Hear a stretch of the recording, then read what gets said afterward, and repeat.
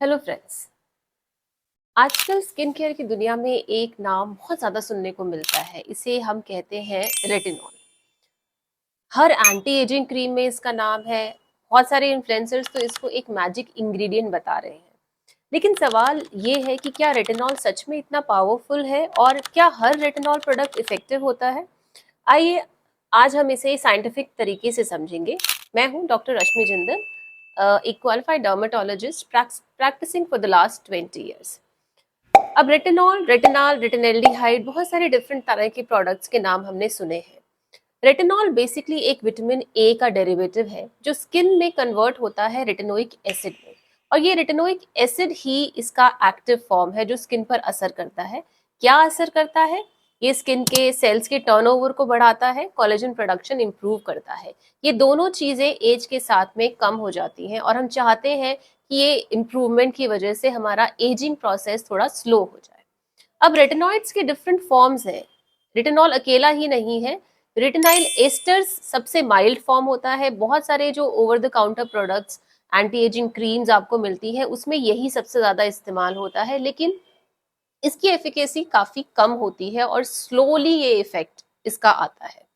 दूसरा प्रोडक्ट जो हम बहुत कॉमनली देखने को मिलता है कि एडेड है एंटी एजिंग क्रीम्स में, वो है रेटिनॉल। इसकी स्ट्रेंथ थोड़ा मॉडरेट किस्म की होती है। इसको पहले स्किन में कन्वर्ट होना पड़ता है और इसका इफेक्ट भी धीरे धीरे ही आता है। इससे स्ट्रॉन्गर है रेटिनल्डिहाइड, जिसका एक्शन फास्टर होता है। और सबसे स्ट्रॉन्गेस्ट है ट्रेटिनोइन या retinoic acid.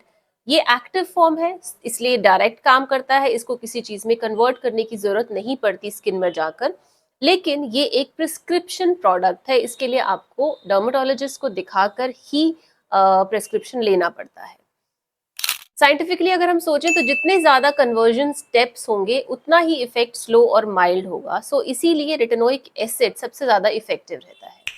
Anti ageing products में इसका क्या रोल है? ये गोल्ड स्टैंडर्ड माने जाते हैं। ये फाइन लाइंस और रिंकल्स को कम करते हैं, कोलेजन प्रोडक्शन बढ़ाते हैं, पिगमेंटेशन भी इंप्रूव करते हैं और स्किन के टेक्सचर को स्मूथ करते हैं।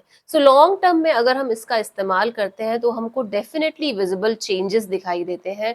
हमारे स्किन की डलनेस, पिगमेंटेशन, रिंकलिंग वो कम हो जाती है। जब भी आप कोई भी, अगर आपने डिसाइड किया कि आप एक एंटी एजिंग क्रीम खरीदेंगे जो ओवर द काउंटर अवेलेबल है, तो उसमें क्या क्या देखें कि उसमें रेटिनॉल अगर है तो उसकी कॉन्सेंट्रेशन कितनी है। कम से कम 0.1 to 1% कॉन्सेंट्रेशन आपको चाहिए for that product to be effective.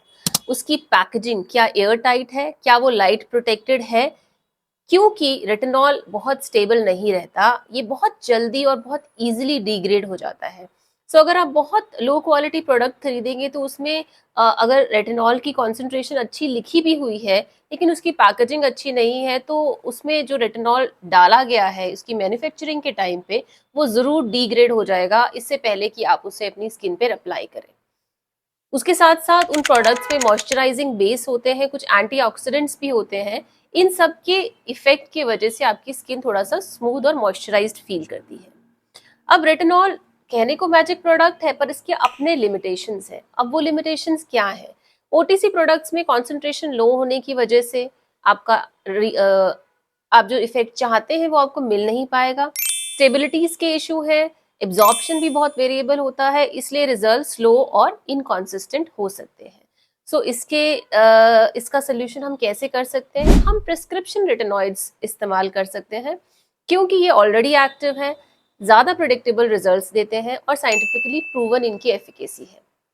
Dermatologist आपकी स्किन टाइप को देखकर आपके लिए सही स्ट्रेंथ डिसाइड कर सकते हैं।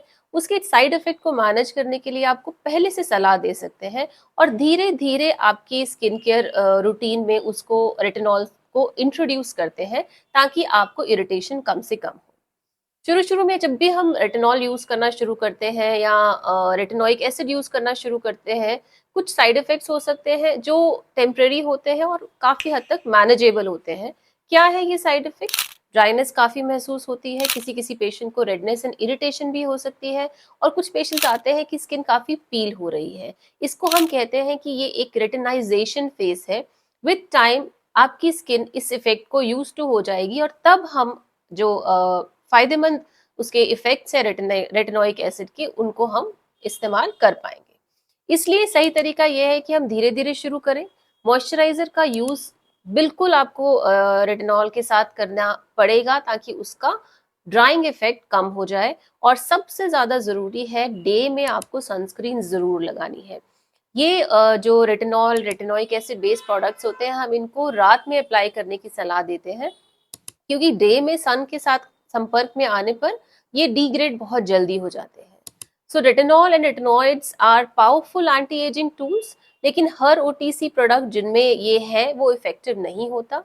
सही फॉर्म, सही स्ट्रेंथ और सही यूज जानना बहुत जरूरी है। सो अगर आप बेस्ट रिजल्ट्स चाहते हैं तो एक डर्मेटोलॉजिस्ट से गाइडेंस लेना काफी फायदेमंद होगा। इत ये हाइप नहीं है, रेटिनॉल एक साइंस है, लेकिन सही फॉर्म और सही यूज के साथ ही हम इसका असली फायदा उठा सकते हैं। Thank you.